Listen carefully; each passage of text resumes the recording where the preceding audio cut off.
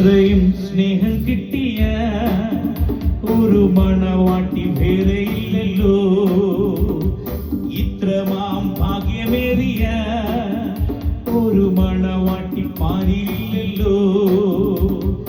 ഇത്രയും സ്നേഹം കിട്ടിയ ഒരു മണവാട്ടി വേറെയില്ലല്ലോ, ഇത്രയും ഭാഗ്യമേറിയ ഒരു മണവാട്ടി പാരില്ലല്ലോ.